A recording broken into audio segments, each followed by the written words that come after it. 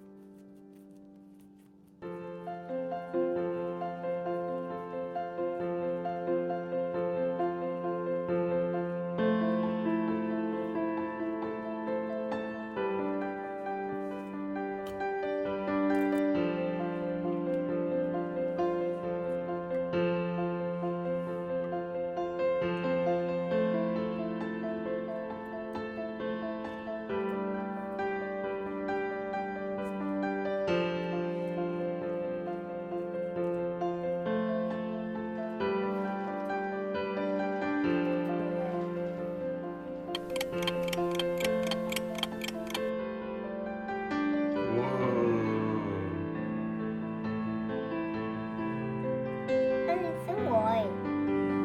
Nó phải đi xuống. Đau quá.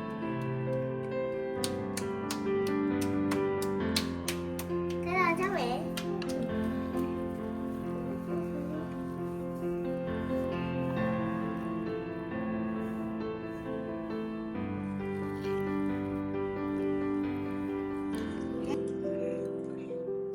Mùi rượu thơm nhẹ nhàng. Quay ôi.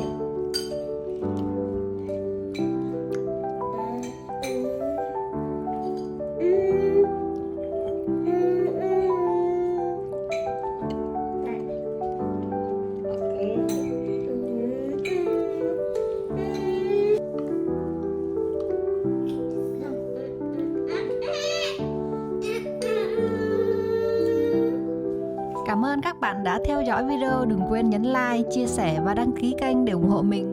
Nhớ xem những show mới và trước đây trên kênh Mẹ Trẻ, Bố Già.